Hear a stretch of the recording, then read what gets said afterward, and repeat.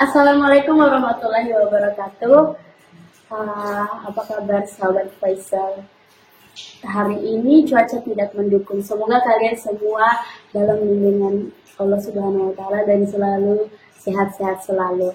Dan saya di sini berkesempatan untuk menjadi moderator dalam rangka Hari Perempuan Sedunia bersama dengan salah satu perempuan yang cantik di sebelah saya, narasumber kita Kak Andi Bernika Putri. Hai Kak Bernika. Hai. Boleh disapa Kak Bernika? Boleh. Lebih akrab ya. Jadi sebelumnya saya mau membacakan dulu sedikit CV tentang Kak Bernika ini.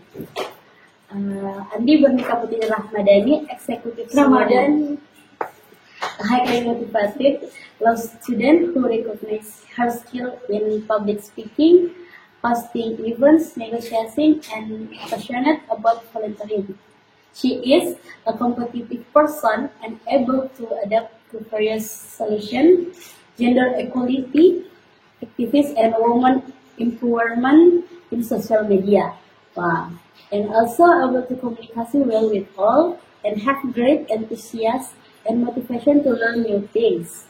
In education, Universitas Muslim Indonesia, 5th semester Bachelor of Law, legal study program, and is expected to graduate in January 2023. Professional experience, Helsiper Ambassadors, Kampus Mengajar Merdeka, International Model United Nation.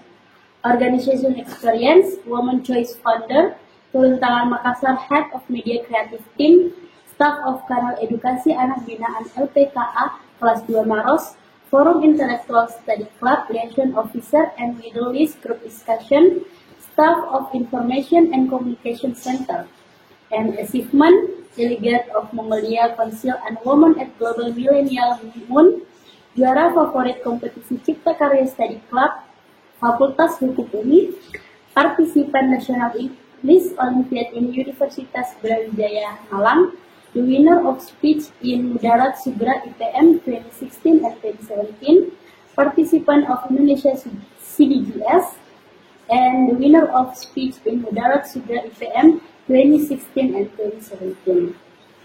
Sebelumnya saya mau bertanya nih, apa kabar Kak Bernika? Baik. Wah, Kak Bernika, apa nih kesibukannya hari ini? Kalau hari ini tidak ada kesibukan sih, ini mengisi podcast doang. Tapi akhir-akhir ini saya sibuk mengajar karena mengikuti salah satu program dari kampus Merdeka, yaitu kampus mengajar. Dan saya juga sibuk untuk mengurus platform yang akan saya bikin nantinya, yaitu Women Choice. Jadi ditunggu ya teman-teman. Sedikit promosi ya Kak Bernika. Jadi Kak Bernika ini cukup sibuk ya. Terima kasih untuk waktunya Kak Bernika yang sudah menyempatkan diri berada di podcast ini, podcast yang akan kami tayangkan nanti di 8 Maret. Ini kan Kak Bernika ini salah satu perempuan yang power juga. Jadi menurut Kak Bernika sendiri, arti perempuan itu seperti apa sih Kak? Oke, kalau berdasarkan kitab KBBI sendiri, perempuan itu artinya artinya makhluk, dan empu artinya mulia. Jadi perempuan itu adalah makhluk yang sudah seharusnya kita muliakan ya, bukan sekedar kelas kedua. Jadi menurut saya jika ditanya tentang apa itu perempuan itu sendiri, perempuan lebih dari sekedar kata. Jadi dia punya power, dia punya ambisi yang memang harus dikejar, dan menurutku perempuan itu luar biasa. Seluruh perempuan, tanpa membeda-bedakan dengan yang lainnya. Nah, berbicara tentang perempuan nih Kak, tidak jauh-jauh dari RUU TPKS yang mengatur 9 kekerasan seksual. Menurut Kakak tuh RUU TPKS kenapa nih urgent untuk disahkan? Oke, pasti nih ada pertanyaan, kenapa sih RUU TPKS itu sangat ingin disahkan gitu. Kenapa nih para seluruh aktivis atau bahkan perempuan-perempuan di seluruh Indonesia ini gencar-gencarnya untuk menyuarakan atau mengkampanyekan tentang RUU TPKS itu sendiri.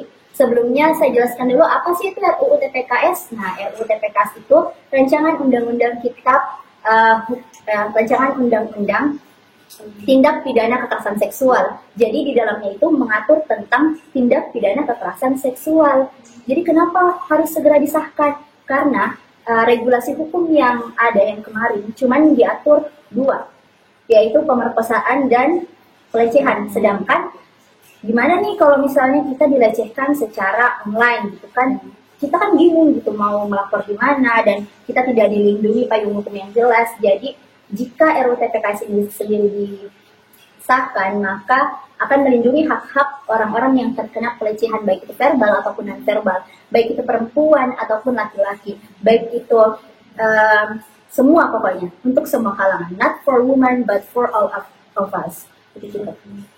Kemarin nih belum sempat disahkan dan masih menjadi rancangan karena katanya yang menjadi pro kontra itu ada yang bilang bahwa RUU TPKS itu pro seks bebas dan pro LGBT. Bagaimana tuh Kak? Karena ini perubahan yang cukup sensitif juga sih.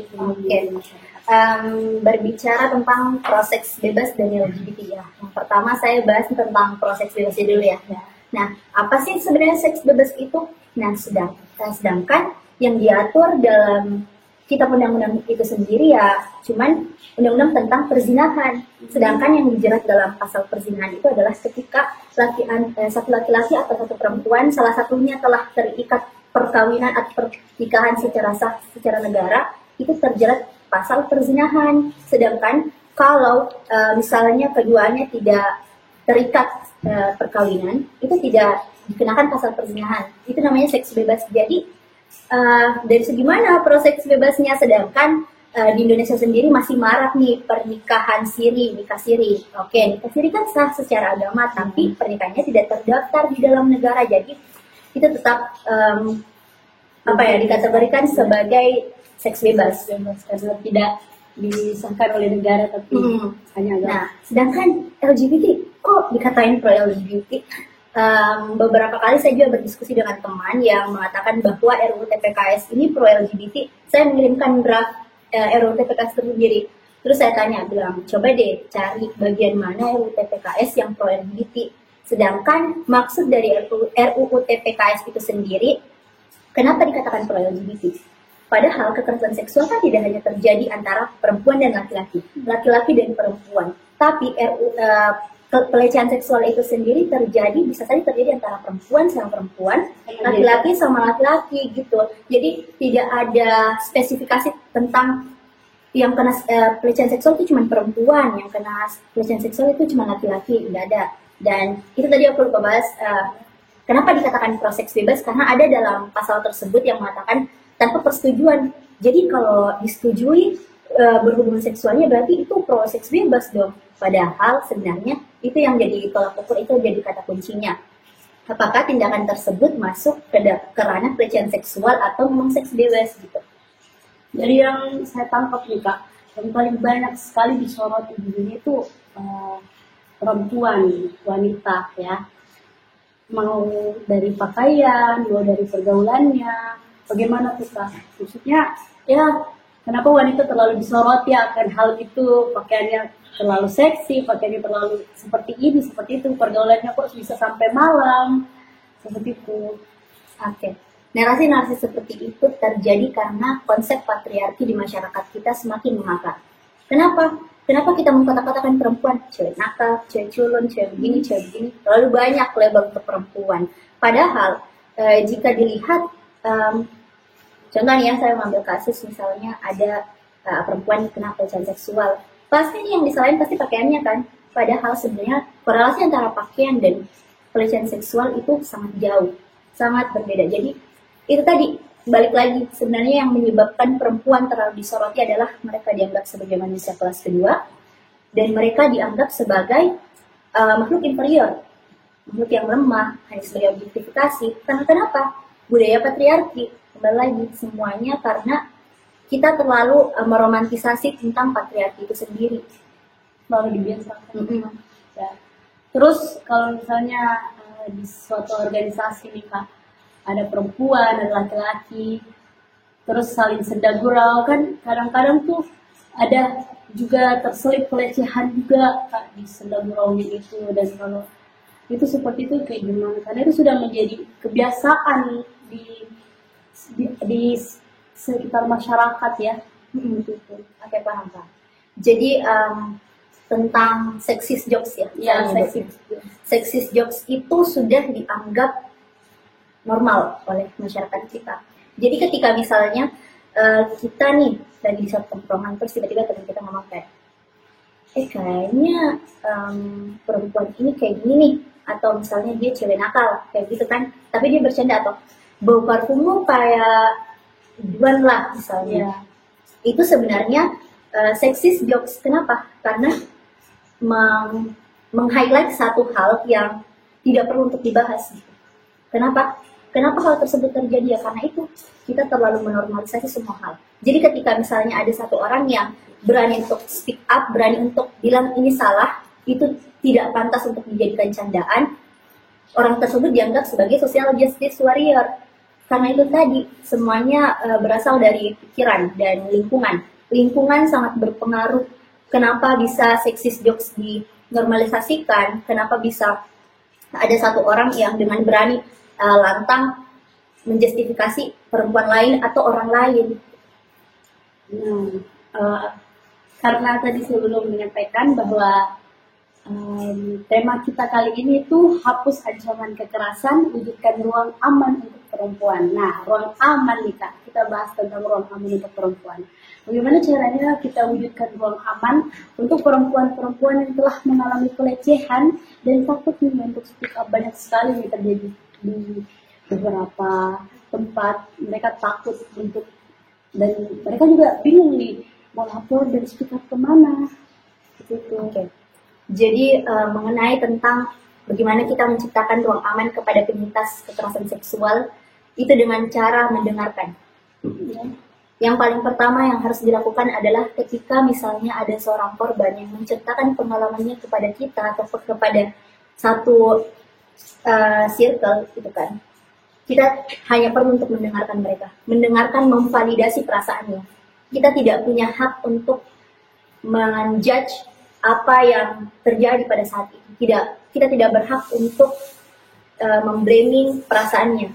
Kita tidak berhak untuk menginstruksi apa yang dia katakan dengan ngomong kayak, oh mungkin bajunya nih yang terlalu terbuka, atau mungkin siapa suruh jalan sendiri, atau misalnya siapa suruh pulang malam, nakal sih, kayak gitu kan. Nah, itu sebenarnya semua tidak mencerminkan sebagai memberikan ruang aman kepada perempuan. Karena karena gini ya, kalau misalnya ada satu perempuan yang menceritakan tentang kasus kekerasan seksual yang dialaminya, itu bukan berarti dia membenci satu gender gitu kan. Misalnya seorang perempuan menceritakan tentang kasusnya, dia tidak membenci semua laki-laki, tapi rata-rata di lingkungan kita malah ngomong kayak gini, tidak semua laki-laki kok kayak gitu, padahal dia it's not about men gitu. Itu bukan tentang laki-laki gitu kan, itu tentang perasaannya, apa yang dia alami. Sebagai seorang yang baik, kita berhak untuk mendengarkan. Dan yang kedua adalah dengan dengan membantunya untuk perlahan-lahan sembuh dari traumanya. Dengan apa? Mungkin dengan cara membawanya ke psikolog untuk menceritakan apa yang dialami. Karena hal yang terpenting dalam kasus pelecehan seksual itu bukan kasusnya, tapi bagaimana pemulihan si korban. Bagaimana mental si korban tersebut ya Pak. Dan bagaimana cara korban berani untuk speak up. Dan gini, kalau misalnya perihal speak up nih kan biasa kita ngomong kayak lapor polisi aja kayak gitu kan. Padahal untuk speak up itu dibutuhkan waktu yang lama. Bahkan ada kasus kemarin, kasusnya dari 2019, tapi baru terblow up 2021. Itu karena persiapan mentalnya untuk sampai diproses untuk speak up, berani menceritakan apa yang dia alami, itu betul-betul punya proses yang panjang, dan kita tidak punya hak untuk menyuruh orang tersebut, karena itu lagi yang paling pertama diprioritaskan adalah mental si korban. Tadi saya sempat dengar nih Kak, pelecehan seksual itu bukan hanya verbal dan verbal. Nah, ini Kak, saya dapat salah satu kata catcalling ya, yang biasa terjadi gitu di mau di jalanan, mau di ruang lingkup rumah. Catcalling itu kayak sudah terbiasa gitu perempuan gitu. Jadi bagaimana tuh tanggapan Kakak? Apa yang harus kita lakukan kalau ada yang catcalling di kita sebagai perempuan? Yang pastinya dengan mengambil langkah. Dengan kita diam aja berarti kita mengamini dong konsep patriarki yang terjadi. Karena kan catcalling sudah dinormalisasikan lagi. Itu yang menjadi Kayak pasti nih kalau ketika kita menceritakan pengalaman catcalling kita, pasti teman-teman ngomong kayak gini. Yaudah diam aja, kan cuma sekali dikasih gitu. Lantas gimana kalau berkali-kali? Kan itu lucu. Nah makanya dengan mengambil tindakan. Tindakan gimana? Misalnya nih, ini boleh dicoba ya teman-teman, ini tips dari aku ketika misalnya kita di catcalling terus kita sendirian nih, dia sekelompok gitu kan. Jangan pernah takut untuk mengambil ponsel kita lalu merekam apa yang dia lakukan. Itu adalah salah satu tindakan. Nah, trik juga. Karena gini, pasti ketika dia direkam, dia pasti malu dong. Kayak, aduh, kayaknya yang lakukan ini salah nih, kayak gitu. Berani, itu kata kuncinya. Dengan berani mengambil tindakan. Jangan diam aja. Jangan juga ketika ada teman kita yang cerita, kita kayak ngomong, aduh lebay banget sih, padahal kan itu juga termasuk kekerasan seksual. Itu juga yang bikin takut orang untuk speak up kadang ya kak. Nah, saya baca nih kak, baca di beberapa website bahwa pelaku pelecehan itu paling banyak dari lingkungan yang buruk. Itu kak? Oke. Sebagian ya, betul. Karena kenapa? Lingkungan itu kan mempengaruhi pola pikir, cara bertumbuh seseorang, cara berpikir seseorang. Lingkungan itu sangat berpengaruh. Misalnya, ketika lingkungannya tidak menghargai perempuan atau tidak menghargai keberagaman gender, pasti nih dia menganggap hal tersebut atau pelecehan seksual itu hal yang biasa saja gitu kan. Terus nih, keseringan nonton video porno itu juga dapat merusak sel otak gitu kan. Dan menonton film porno juga membuat seseorang tidak bisa mengontrol emosinya ya. Dan ya, lingkungan itu sangat berpengaruh menurut aku, karena ketika kita tumbuh di lingkungan yang tidak baik, maka kita akan juga menjadi tidak baik. Dan ketika misalnya kita tumbuh di lingkungan yang baik dan suportif, maka kita juga akan menjadi orang yang positif. Oh, jadi begitu ya, menurut Kak Bernika bahwa pelaku pelecehan memang lebih banyak dari lingkungan yang buruk, benar ya kak? Dan itu satu lagi, pelaku itu melakukan kekerasan seksual itu bukan karena salah si korban, tapi karena mindset si pelaku. Mindsetnya aja yang nggak benar. Ya, betul. Terus ini nih yang paling menarik nih kak. Bagaimana tuh kan kalau misalnya pelecehan seksual kadang dari si laki-laki melecehkan perempuan. Nah, bagaimana dengan perempuan yang menjatuhkan perempuan lainnya? Kita bahas yang lain dulu nih, tapi masih konteks perempuan. Oke. Sering ya kita dengar selama perempuan saling gosip, saling jatuhkan, terus kayak ngomong, aduh si cewek itu tuh make upnya ketebelan, oh pasti dia genit nih, pasti kayak gitu kan. Ya, sering sekali kita mendengar sama perempuan menjatuhkan perempuan lain, padahal sesama perempuan harusnya saling support kan. Nah kalau ada bahasanya tuh kalau sama perempuan suka menjatuhkan, yaitu internalized misogyny. Terima kasih untuk waktunya Kak Bernika. Mungkin kita sekian dulu membahas tentang Women's International Day kali ini. Yang banyak sekali saya tangkap dari Kak Bernika itu bagaimana trik dan menghadapi catcalling, bagaimana caranya kita menghadapi orang-orang yang mau speak up tapi takut, dan untuk kalian-kalian juga yang menjatuhkan perempuan yang lain, perasaan perempuan juga. Dan itu tadi yang sudah Kak Bernika sampaikan di podcast kali ini, dan mungkin itu sudah inti. Jadi terima kasih untuk waktunya. Terima kasih. Sama ketika misalnya ada yang mengalami kekerasan seksual, jangan ragu untuk menghubungi lembaga bimbingan hukum. Jangan ragu untuk melaporkan hal tersebut karena it's not your fault. Itu adalah kesalahan dari pelaku. Jangan pernah menyalahkan diri karena itu bukan salah kalian. Ya, untuk korban sendiri beranikan dirinya karena kita juga pasti ada yang support kalian. Jadi terima kasih untuk podcast kali ini. Sekali lagi terima kasih Kak Bernika. Terima kasih juga sudah diundang di sini. Ya, terima kasih, dan terima kasih untuk Voice yang sudah melaksanakan podcast ini. Saya tutup. Sekurang-kurangnya terima kasih. Terima kasih juga. Assalamualaikum warahmatullahi wabarakatuh. Waalaikumsalam.